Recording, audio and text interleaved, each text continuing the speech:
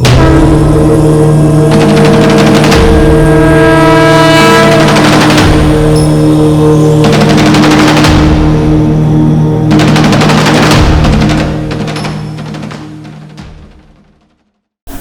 यदा हि धर्मस्य ग्लानिर्भवति भारत अभ्युत्थानमधर्मस्य तदात्मानं सृजाम्यहम् परित्राणाय साधूनां विनाशाय च दुष्कृतां धर्म संस्थापनार्थाय संभवामि युगे युगे।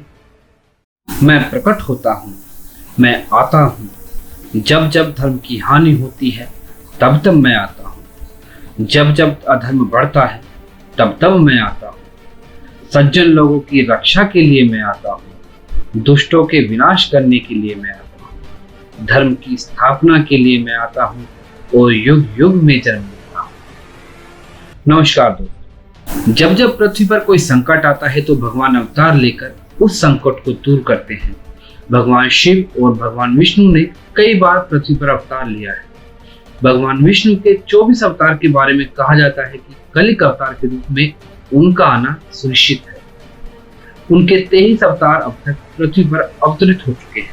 इन 24 अवतारों में 10 अवतार विष्णु जी के मुख्य अवतार माने जाते हैं, जिनमें मत्स्य अवतार, कूर्म अवतार, वाराह अवतार, नरसिंह अवतार, वामन अवतार, परशुराम अवतार, राम अवतार, कृष्ण अवतार, बुद्ध अवतार, कलिक अवतार। तो आइए जानते हैं भगवान विष्णु के इन अवतारों के बारे में विस्तार से। भगवान धन्वंतरी। धर्म ग्रंथों के अनुसार जब देवताओं व दैत्यों ने मिलकर समुद्र मंथन किया तो उसमें सबसे पहले भयंकर विष निकला, जिसे भगवान शिव ने पी लिया। इसके बाद समुद्र मंथन से उच्च श्रेय घोड़ा, देवी लक्ष्मी, ऐरावत हाथी, कल्पवृक्ष, अप्सराएं व और भी बहुत से रत्न निकले। सबसे अंत में भगवान धन्वंतरी अमृत कलश लेकर प्रकट हुए। यही धन्वंतरी भगवान विष्णु के अवतार माने गए हैं। इन्हें औषधियों का स्वामी भी माना गया है। मोहिनी अवतार। धर्म ग्रंथों के अनुसार समुद्र मंथन के दौरान सबसे अंत में धन्वंतरी अमृत कलश लेकर निकले।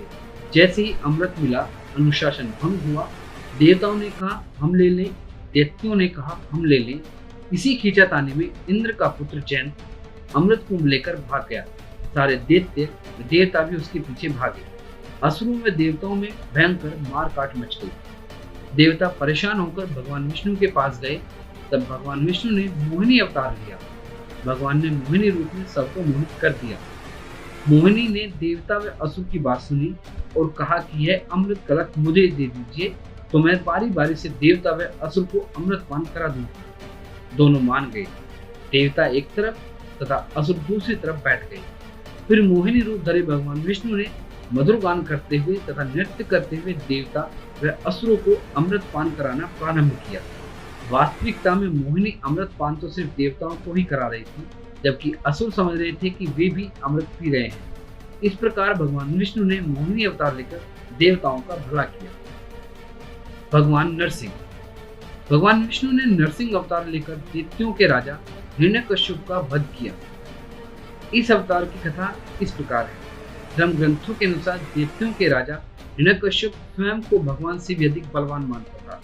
उसे मनुष्य, देवता, पक्षी, पशु न दिन में, न रात में, न धरती पर, न आकाश में, न अस्त्र से, न शस्त्र से मारने का वरदान प्राप्त हुआ। उसके राज में जो भी भगवान विष्णु की पूजा करता था उसको दंड दिया जाता था। उसके पुत्र का नाम प्रहलाद।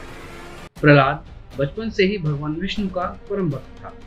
यह बात जब हिरण्यकश्यप को पता चली तो वह बहुत क्रोधित हुआ और प्रहलाद को समझाने का प्रयास किया, लेकिन फिर भी जब प्रहलाद नहीं माना तो हिरण्यकश्यप ने उसे मृत्यु दंड दे दिया। हर बार भगवान विष्णु के चमत्कार से वह बच गया। हिरण्यकश्यप की बहन होलिका, जिसे अग्नि से न जलने का वरदान प्राप्त था, वह प्रहलाद को गोद में लेकर धधकती हुई अग्नि में बैठ गई। तब भी भगवान विष्णु की कृपा से प्रहलाद बच गया और होलिका जल गई। जब हिरण्यकश्यप स्वयं प्रहलाद को मारने ही वाला था, तब भगवान विष्णु नरसिंह अवतार लेकर खंभे से प्रकट हुए और उन्होंने अपने नाखूनों से हिरण्यकश्यप का वध कर दिया। वामन अवतार। सतयुग में प्रहलाद के पुत्र दैत्यराज बलि ने स्वर्ग लोक पर अधिकार कर लिया। सभी देवता इस विपत्ति से बचने के लिए भगवान विष्णु के पास गए। तब भगवान विष्णु ने कहा कि मैं स्वयं देव माता अदिति के गर्भ से उत्पन्न होकर तुम्हें स्वर्ग का राज्य दिलाऊंगा। उस समय पश्चात भगवान विष्णु ने वामन अवतार लिया। एक बार जब बलि महान यज्ञ कर रहा था, तब भगवान वामन बलि की यज्ञशाला में गए और राजा बलि से 3 पग धरती दान में मांगी। राजा बलि के गुरु शुक्राचार्य भगवान की लीला समझ गए और उन्होंने बलि को दान देने से मना कर दिया। लेकिन बलि ने फिर भी भगवान वामन को 3 पग धरती दान देने का संकल्प ले लिया। भगवान वामन ने विशाल रूप धारण कर एक पग में धरती और दूसरे पग में स्वर्गलोक नाप लिया। जब तीसरा पग रखने के लिए कोई स्थान नहीं बचा, तो बलि ने भगवान वामन को अपने सिर पर पग रखने के लिए कहा। बलि के सिर पर पग रखने से वह सुतल लोक पहुंच गया। बलि की दानवीरता को देखकर भगवान ने उसे सुतल लोक का स्वामी भी बना दिया। इस प्रकार भगवान वामन ने देवताओं की सहायता कर उन्हें स्वर्ग पुनः लौटाया। अगर आपको हमारा ये वीडियो पसंद आया है तो हमारे वीडियो को लाइक करें, शेयर करें और सब्सक्राइब करें। और हाँ, बेल आइकन को दबाना ना भूलें, जिससे हमारे आगे आने वाली वीडियो के नोटिफिकेशन आपको मिलते रहें। तो जल्द मिलते हैं आपको एक नए वीडियो के साथ।